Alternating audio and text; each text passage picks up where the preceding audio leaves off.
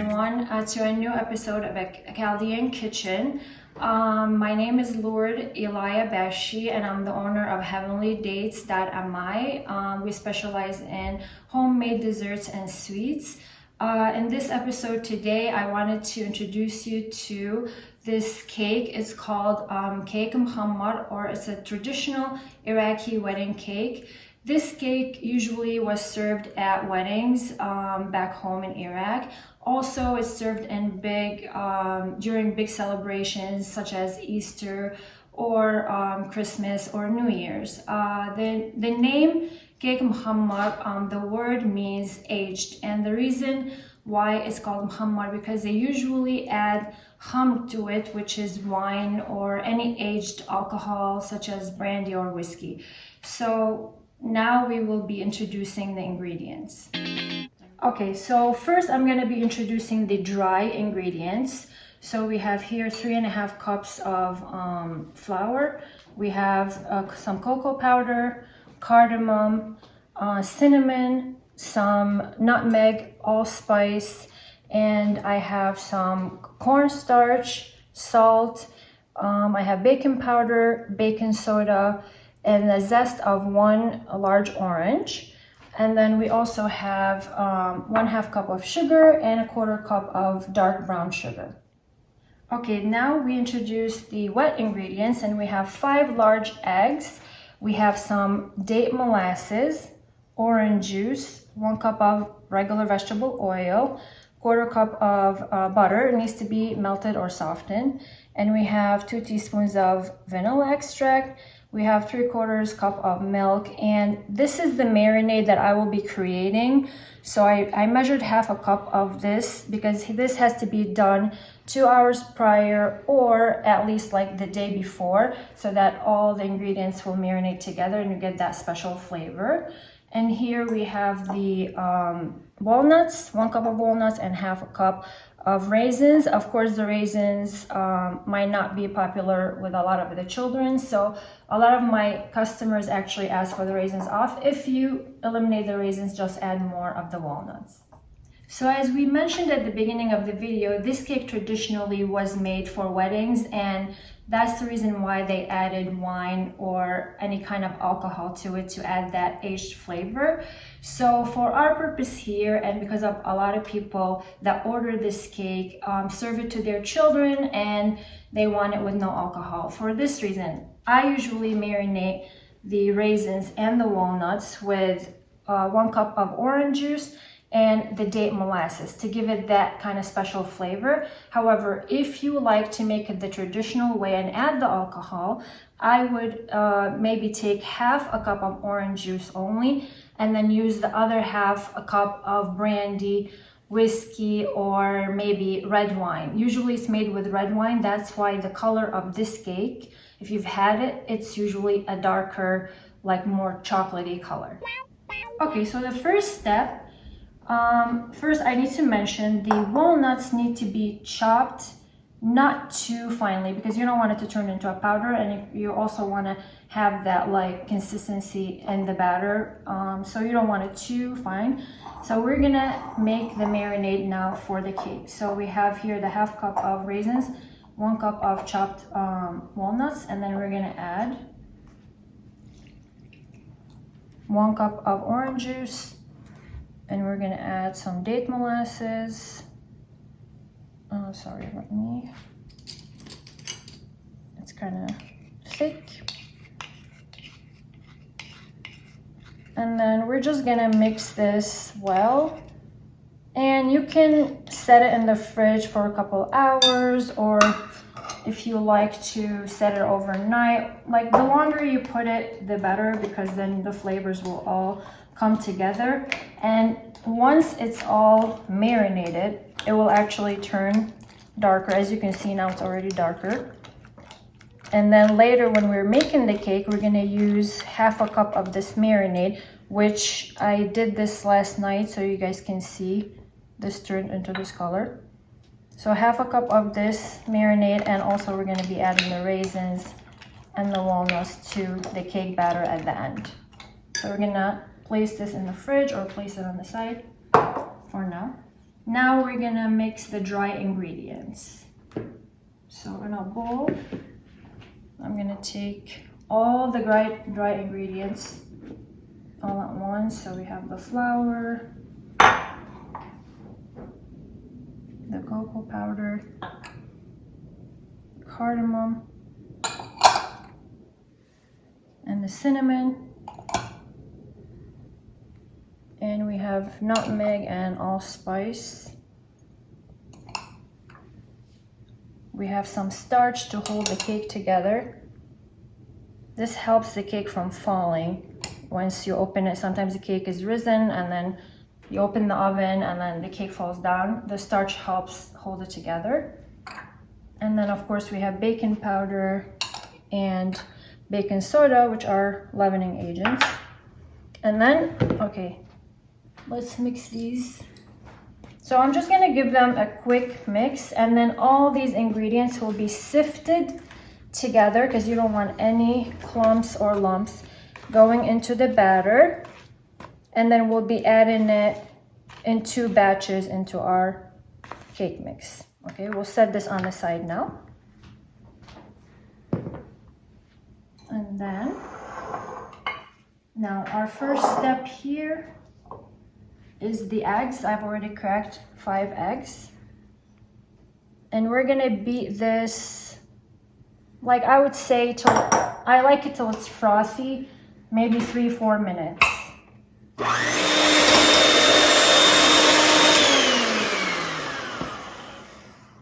Okay guys, so you can see now the egg mixture kind of turns into like this beautiful froth and doubles in size. Okay, we're gonna heat the oven now, preheat the oven, because you want to do it around like 15 minutes before you put the cake in. You don't want it like too hot, you want it the perfect temperature. So we're gonna do it at 350. Okay, so now the eggs are ready. We're gonna add the white sugar. And now we're gonna add the brown sugar. Okay, now we're gonna mix for at least 2 minutes. Okay, now we're gonna add the oils. So we have 1 cup of vegetable oil and 1/4 cup of softened butter. I'm gonna mix a little bit and then add the rest of the ingredients. So I'm just stopping it so you guys can hear me. So I have here the 3/4 cups of milk, and I'm just gonna add the vanilla, which is 2 teaspoons, and the orange zest.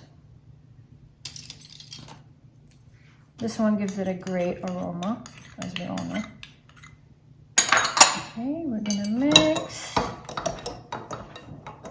so that nothing flies away. Mix again for 1 or 2 minutes. Everything is already incorporated. So now we are ready to add our flour mixture with all the ingredients, the dry ingredients, and we're gonna put a sifter here, or you guys can pre-sift it, whatever you like, and then we're gonna do it in 2 batches so that it doesn't clump up inside the cake batter.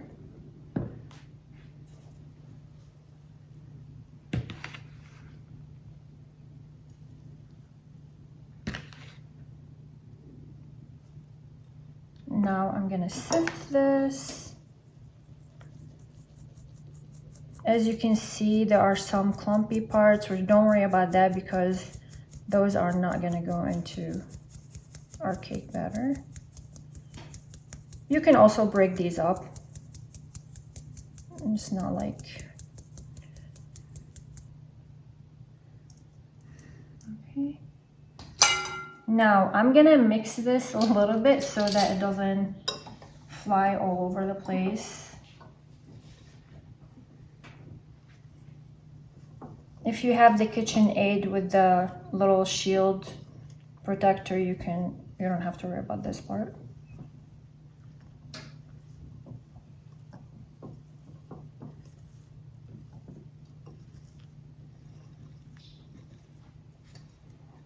I wanted to mention earlier that you want all of your ingredients to be at room temperature. You don't want, let's say, your milk to be cold or the butter when you melted it to be too hot. You want everything to be kind of like at the same temperature. So maybe prepare the stuff or take them all out of the fridge, I would say like at least like half hour before, including the eggs. That's why I usually crack the eggs and put them in a bowl, so they'll all be like at the same temperature. Okay, now we're gonna mix this really well.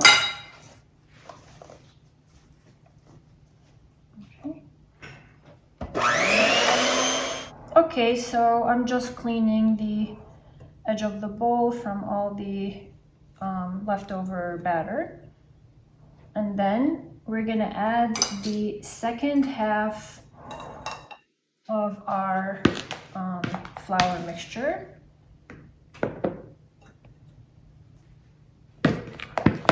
Same as before, we're gonna sift this to our cake batter.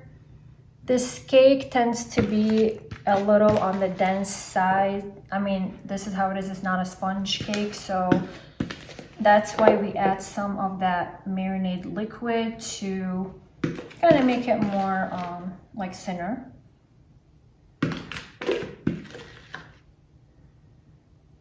Okay, sorry, I'm just gonna dump this here.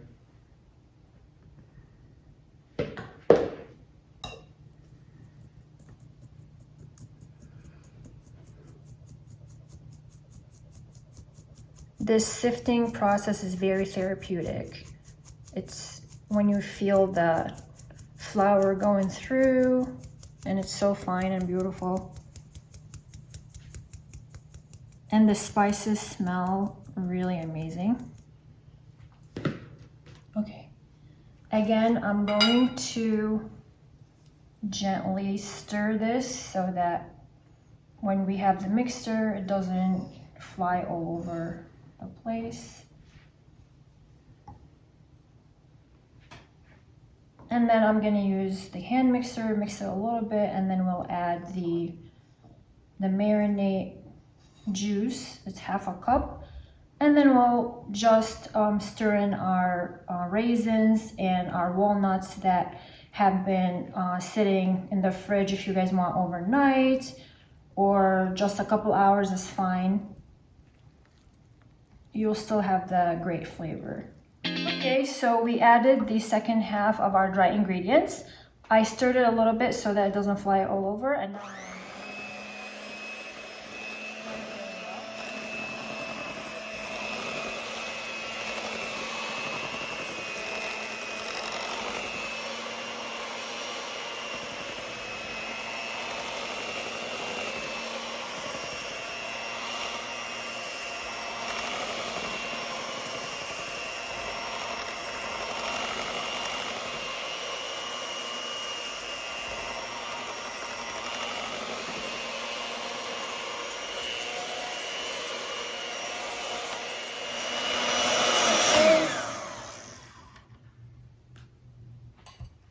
okay, as you guys can tell, this cake is a little bit dense and on the thicker side. That's why I think it's important to add some of this marinade to it. Once you drain the raisins and the walnuts, or if you have only walnuts, once you drain that, add some of this to the batter and you'll see that it's gonna like flow like a regular normal cake. So now I'm about to drain our walnut and raisin mix, and then we'll add that to this batter. Okay, so now we bring the mixture of our raisins and our walnut, and this has been marinated. Let's say if you marinate it for 2 hours, it's fine. Or if you could do it, if you are planning on making the cake the day before, you can still marinate this, cover it, leave it in the fridge, and then the flavor will intense even more. So I'm just gonna drain the walnuts. Don't worry if any like goes in the actual liquid, because we are using some of that liquid anyways. Okay, so now This is drained right here. Okay, I'm gonna leave this here, and we are going to add the same juice here, but this was done overnight. So it's half a cup of this marinade into this batter. And then I am gonna beat that first, because once I add my walnuts and raisins, I don't want to use a machine to mix this. I will just be stirring it by hand so that like the air bubbles don't all go out.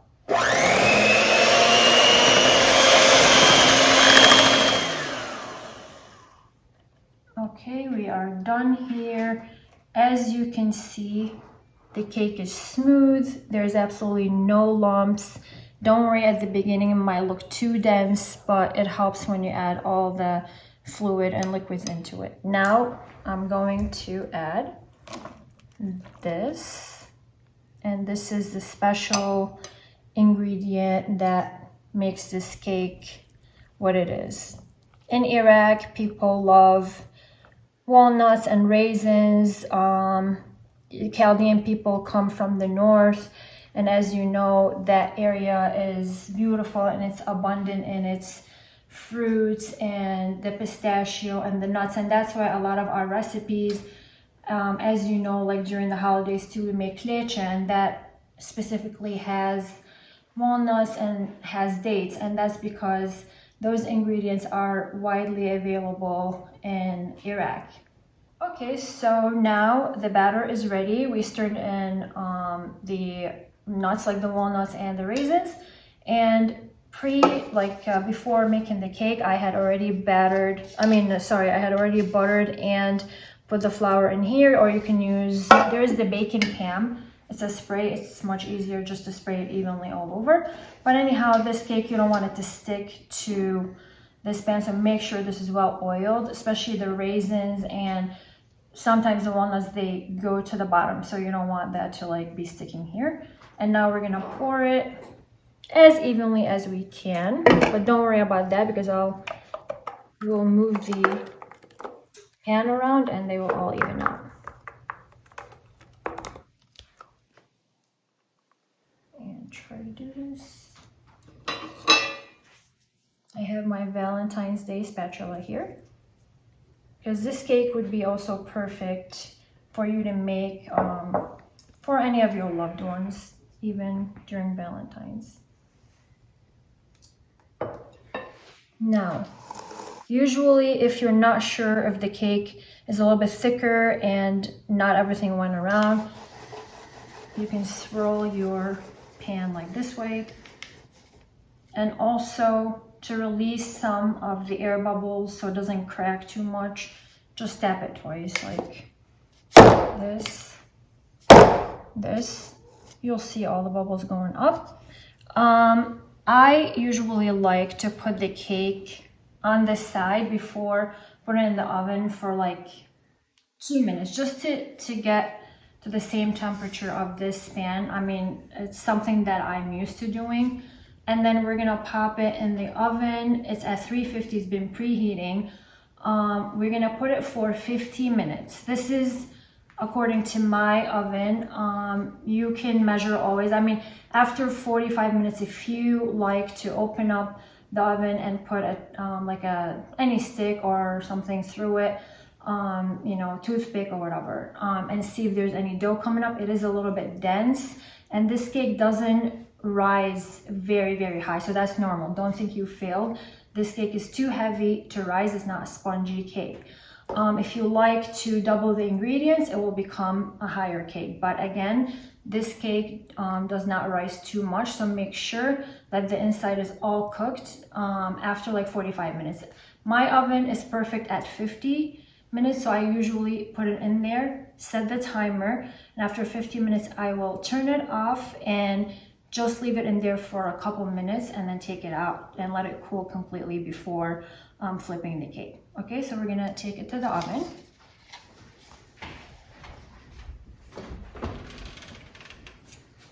Okay, we're gonna place it in the middle of the rack. Okay, and then I'm gonna set the timer to 50 minutes.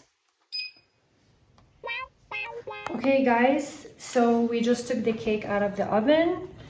Look how gorgeous it looks, and I wish you can smell the aroma of all the spices and the date molasses. It smells amazing. So it's very hot at this point. I would leave it to chill just a little bit, maybe an hour, till it's cool, and then you want to try to separate it just in case from the sides, or from all the edges, the inner and the outer edge, and then you can flip it. And as I said before, if you want to just add a little bit of warm milk on there, just to keep it moist, and then you can serve it, or you can leave it in the fridge for the next day to enjoy with the family. Okay everyone, so the cake baked for 15 minutes. After that, you take it out of the oven, and I usually let it cool for, I mean, whatever you want amount of time. Like I would do an hour or two if you're not in a hurry. That way it's easier also to flip the cake without it crumbling or breaking, because you want to avoid that. As I mentioned before, this cake tends to be a little bit on the denser side, so a little bit thicker on the inside. Sometimes it's helpful to soak it after you flip it out with some warm milk, not a lot, just like soak it all around and let it sit. You can even leave it in the fridge for like a couple hours, let it sit and marinate all the flavors together, and then you can serve it. I usually like to serve this cake for any beautiful occasion. You can decorate it however you like. As you can tell here, I used some beautiful edible glitter, okay, in the color pink, because you can use this cake for Valentine's Day. You can surprise your loved ones, you know, by learning this different recipe, traditional Iraqi recipe. I also added natural flowers, and you can add whatever you like. You can also add frosting, but I feel like the beauty of this cake comes from its natural form. So that's why I just like to serve it this way and enjoy it with the family. This cake goes well with a cup of coffee or some like hot tea, and this is how we're gonna serve it today. I will cut a piece of this cake so you guys can see the inside of it. Okay, so we're gonna cut one piece, and we're gonna see how this cake looks on the inside.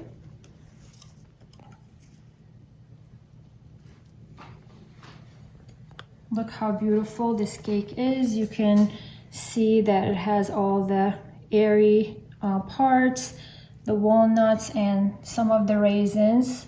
And again, you can enjoy this traditional cake with your family, with your loved ones, on any occasion. I will be making a lot of these cakes for Valentine's Day. And again, thank you so much for watching this episode of Chaldean Kitchen.